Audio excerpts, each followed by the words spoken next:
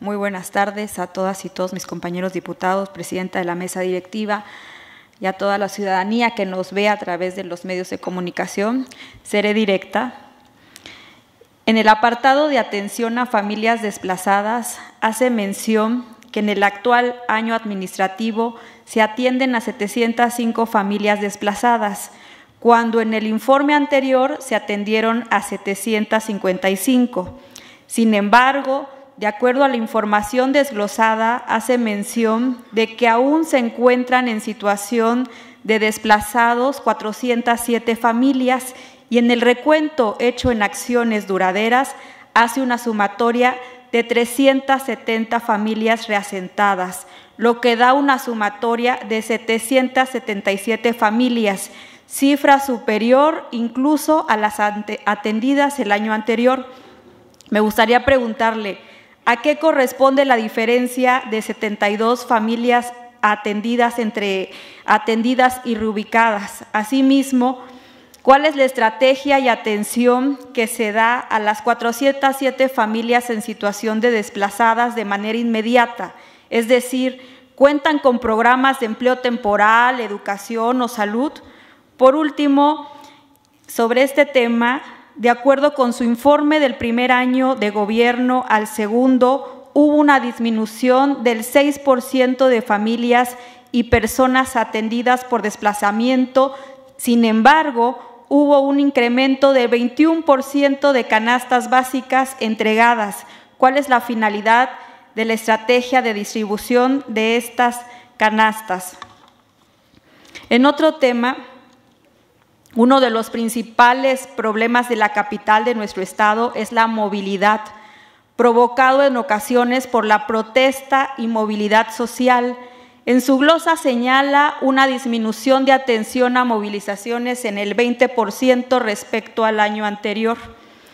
Por lo que me permito preguntarle, ¿la disminución de atenciones corresponde a que disminuyeron las protestas y movilizaciones o se está ejecutando alguna otra estrategia de atención y acción? Y preguntarle, secretario, si considera que los secretarios de despacho, en especial el secretario de Educación, dado que las mayorías de las protestas se dan en materia educativa, está realizando correctamente su trabajo de escuchar y atender las demandas. Es necesario que la Secretaría General de Gobierno cuente con manuales y protocolos de crisis de actuación en situaciones de protesta y movilidad social y que se apeguen con respeto a derechos humanos y perspectiva de género. En otra pregunta, secretario, ¿en qué estado de atención se encuentran las declaratorias de alerta de violencia de género contra las mujeres sobre agravio comparado y violencia feminicida? Si en los últimos meses hemos visto que se ha incrementado la violencia contra las mujeres. Y sobre el mismo tema, hablando de las mujeres, a 14 meses del funcionamiento del transporte Violeta, le pregunto, ¿cuántas personas han resultado beneficiadas con este programa? ¿Cuál ha sido el impacto que ha tenido el programa en los índices de la violencia de género que se da en el Estado? Y si han existido casos de denuncia en contra de choferes, ¿en qué porcentaje existen choferes mujeres? ¿Y cuántas denuncias por acoso sexual en el transporte público se han presentado en los municipios de Acapulco y Chilpancingo? Y también quisiera saber si hay coordinación y de qué manera ha sido con los gobiernos municipales de Chilpancingo y de Acapulco en la implementación de este programa. Gracias. Es cuanto, presidenta. Servidora diputada. Se concede el uso de la palabra al maestro Ludwig Marcial Reynoso Núñez, secretario general de Gobierno, para dar contestación a las interrogantes antes vertidas, contando con un tiempo hasta de 20 minutos. Sí, muchas gracias. Diputada Bernal, en cuanto a sus planteamientos de las familias desplazadas, pareciera haber una discrepancia en los números. Sin embargo, nosotros damos atención en diversos momentos a estas familias desplazadas. En un primer momento, lo que hacemos es una ayuda, lo que llamamos de primer contacto. Entonces, ahí es donde hacemos levantamos el censo de las familias, les entregamos los primeros apoyos, que son los kits de limpieza, que son las colchonetas, que son los cobertores, también las canastas alimentarias, y vamos haciendo el análisis de las condiciones que tienen para poder ser retornados o, en su caso, seguirles dando la atención. La mayoría de estos casos son casos que ya tienen años en esta situación. Nosotros ya los encontramos así. Entonces, se les venía dando una continuidad, se les venía dando solamente el tema del apoyo alimentario, que es donde surgen las canastas alimentarias. O sea, llegan a otra comunidad, se quedaron ahí y pues el Estado ha estado, valga la redundancia, apoyando en el tema de la alimentación, en algunos casos pagos de rentas. De alguna forma se hizo una contención. Nuestra estrategia obviamente ha cambiado. De acuerdo a ello es que tenemos 2 comunidades retornadas, porque a través de este mecanismo que hemos implementado, de este análisis en el que de manera complementaria hemos involucrado más secretarías, es como hemos encontrado las características necesarias para poderlos retornar. Sihuaquio retornó y con ello nosotros dimos apoyos para que volvieran a reactivar su principal actividad económica, que es la industria del mezcal, pero aún así mantenemos un trabajo con ellos. O sea, es un proceso de acompañamiento. Probablemente por esto se vea que tenemos o que estamos dando muchas más canastas alimentarias, pero es que necesitamos dar este acompañamiento. Si soltamos las cosas y solamente damos un primer apoyo, una primera ayuda y dejamos de darle esa continuidad, muy difícilmente vamos a poder tener un proceso de retorno o de reasentamiento definitivo en otras zonas. Es por ello que damos este acompañamiento y que tratamos de tener esta continuidad con las familias desplazadas. Y repito, nos ha funcionado, han sido exitoso al menos en estos 2 años, porque ha habido una intervención multidisciplinaria de muchas instituciones que nos han permitido que casos que se veían realmente complejos, como el caso del Durazno, de San Antonio de las Tejas, donde se presentaron incluso hasta casos de homicidios, hoy ya estén medianamente resueltos en el tema de que ya la gente puede vivir en su comunidad. Vamos a seguir en este proceso de acompañamiento. Yo creo que para el Estado lo menos complicado es seguir dando esta atención. Vamos a seguirla dando y vamos a seguir fortaleciendo este esfuerzo en el que también reconocemos a la comunidad esta voluntad por poder regresar a sus comunidades. El problema del desplazamiento es un problema muy complejo, porque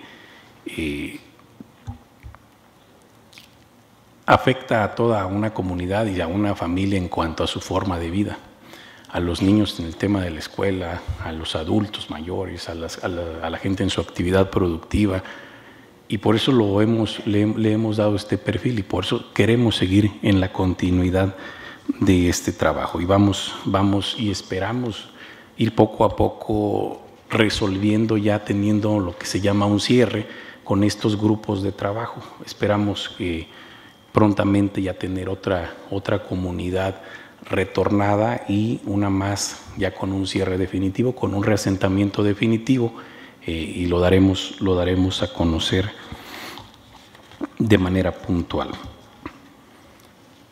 Tenemos 407, seguimos teniendo las 407 familias desplazadas, las 256 retornadas y las 42 reasentadas en un lugar definitivo.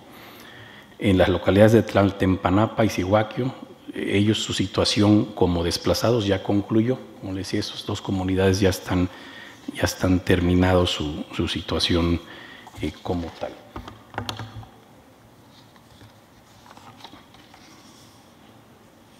En el tema de movilizaciones, en el tema de movilizaciones sí ha habido una reducción. A mí me parece que es normal. Si nosotros comparamos cifras de administraciones anteriores, el primer año siempre tiene una característica de tener una gran movilidad social. En el segundo baja, y creo que esto tiene que ver mucho con la expectativa social, ¿no? de la demanda. referirle, en el año 2015, por ejemplo, hubo más de 3,000 manifestaciones en ese año. Obviamente que las cifras al final, al 2021, pues ya eran mucho menores. Y lo mismo sucedió en esta administración, ya las tomamos cerca de los 1,800, 2,000 manifestaciones y se han ido reduciendo. Sí es importante decir que hay una atención permanente a la demanda social. Muchas de las demandas efectivamente tienen que ver con temas educativos. La norma educativa cambió. Antes en el estado de Guerrero se resolvían muchos de estos temas, incluso por lo que hoy nos llaman por acuerdo político. De ahí salieron los NOFONE, de ahí salieron muchas plazas que no tienen un techo presupuestal y que han venido generando un arrastre en un déficit de recursos que el Estado pues, ha tenido que resolver.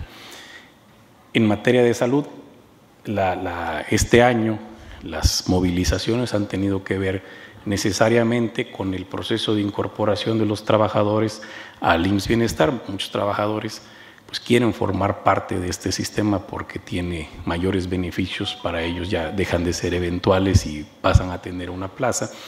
Y esto pues, genera cierta discrepancia, ¿no? Como en todas las organizaciones, como en todos los grupos, pues, tienen diferentes perfiles, sin embargo los hemos atendido, los hemos escuchado, y yo creo que el tema de la Secretaría de Educación no es tanto si el titular tiene o no la capacidad para estar al frente, que evidentemente la tiene. Me parece que el tema es con la forma en cómo se resolvían los conflictos anteriormente y cómo se tienen que resolver ahora.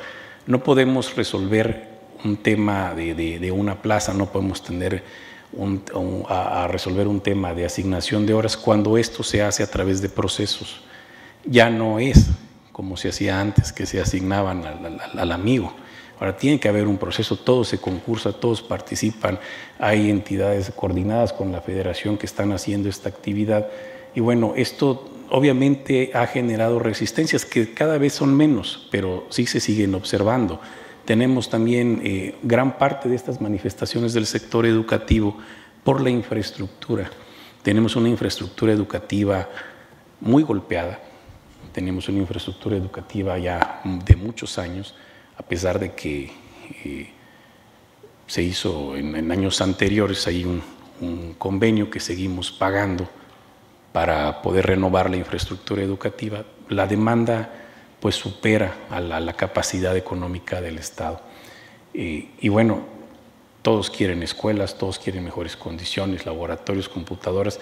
Es un tema que hay que ir administrando porque el Estado, como bien lo decía, tiene recursos limitados y tenemos que ir atendiendo esta problemática. Pero sin duda que seguiremos en esta ruta de diálogo, seguiremos en esta ruta de construcción de acuerdos. Nosotros privilegiamos esto y aunque en ocasiones pareciera la historia sin fin, porque una y otra vez se hacen planteamientos de la misma naturaleza, pues tenemos que irle encontrando solución. Tenemos muchos, sobre todo en el sector educativo, muchos temas que se han estado atendiendo y más que atendiendo, administrando, sin una solución de fondo, porque la solución de fondo implica pues, el ejercicio de grandes recursos económicos. El caso de las prepas populares, por ejemplo, que tiene un recurso que destina el Estado, pero no tiene una contraparte de recurso federal.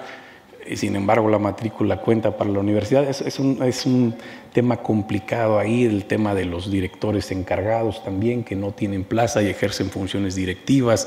O sea, hay una serie de problemáticas educativas que se han estado atendiendo en esta administración, que hemos encontrado reciprocidad en la autoridad federal y que poco a poco se van desahogando. Seguirán habiendo seguramente manifestaciones por estas razones, pero ya tenemos una ruta de trabajo encaminada con ellos y vamos a seguir fortaleciéndola.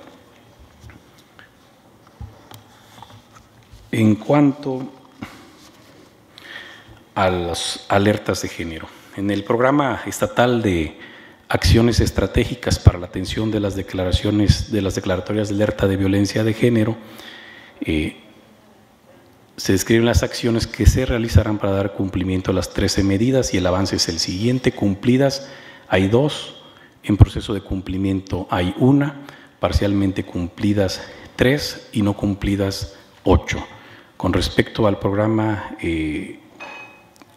para atender la declaratoria contra las mujeres por violencia feminicida, se presentó el 25 de noviembre de 2022 y se encuentra publicado en el Periódico Oficial del Gobierno del Estado.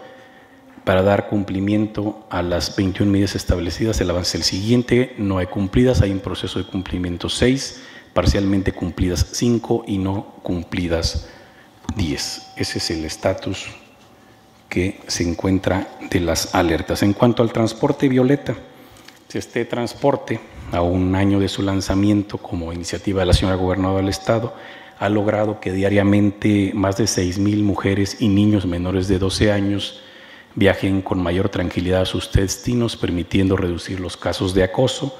En Chilpancingo hay 18 unidades de Urbans que prestan este servicio, aproximadamente a 1,000 mujeres diariamente y 50 taxis preferentes que atienden alrededor de 500 usuarias cada día.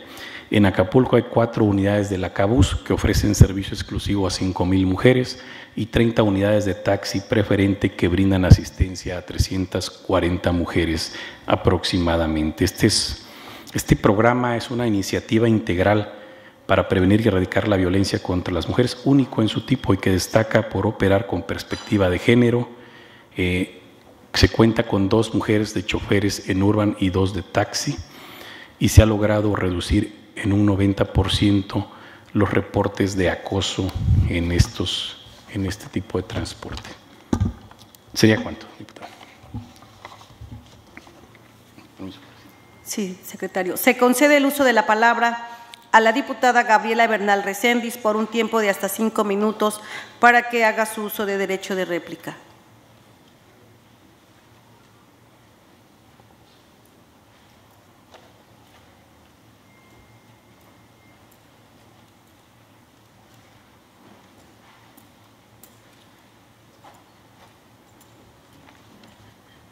Secretario, escuchándolo puntualmente sobre la demanda educativa y sobre los problemas que genera en Guerrero y que se están buscando soluciones, yo le propongo una solución. Destituya al secretario de Educación. Penoso fue ayer verlo huyendo en una escalera, en una protesta de maestros. El secretario de Educación responsable de atender esa demanda huyendo. Los problemas se enfrentan y en Guerrero hay que darles la cara y a la ciudadana gobernadora hay que ayudarle. En otro tema, secretario, el pasado 24 de octubre se desarrolló un fenómeno natural que azotó el puerto de Acapulco y otros municipios más. Como Secretaría Coordinadora de la Política Interna y Gobernabilidad y por ser de interés de la población, aprovechando aquí su presencia, me gustaría preguntarle, ¿el Gobierno del Estado recibió a tiempo las alertas pertinentes sobre la voracidad del fenómeno que nos azotó? ¿Qué acciones se tomaron para prevenir y coadyuvar la gobernabilidad por siniestros como el sucedido la noche de este fenómeno? ¿Y de qué forma y con qué acciones participó el Gobierno Municipal de Acapulco la noche del desastre y las primeras horas posteriores al impacto del huracán Otis? Derivado de las acciones de saqueo que se dieron en Acapulco y Coyuca de Benítez después del huracán Otis y ante el temor de pobladores de robos en domicilios por las condiciones de inseguridad que prevalecen, ¿qué acciones está emprendiendo el Gobierno del Estado para garantizar la gobernabilidad en estas zonas devastadas? Señor Secretario General de Gobierno, cada una de las interrogantes aquí planteadas responden a preguntas del pueblo de Guerrero. Como representante popular y originaria del municipio de Acapulco, comparto el firme deseo de que nuestro querido puerto se reponga lo más pronto posible de la tragedia que nos devastó. Ante una tragedia histórica, también la ayuda tiene que ser histórica. También que las y los guerrerenses aspiren a mejores condiciones de vida. Tenga usted la plena seguridad que la fracción parlamentaria del PRI ha estado en el ánimo de construir más que de confrontar. Y lo que hemos demostrado cuando se ha requerido, hoy más que nunca, Guerrero requiere gobernabilidad, orden, rumbo y certeza en la toma de decisiones. Debemos de estar a la altura de las demandas que enfrentamos. Finalmente, tenga usted la certeza de que siempre que se gobierne sin revanchismos ni divisiones, estaremos dispuestos a hacer equipo por nuestro Estado, porque Guerrero nos necesita a todas y todos. Muchas gracias. Es cuanto. Servida diputada, esta presidencia solicita al secretario, al maestro Ludwig Marcial Reynoso Núñez, hacer llegar a la brevedad la información requerida por la diputada Gabriela Bernal para hacerla llegar de manera puntual. Se concede el uso de la palabra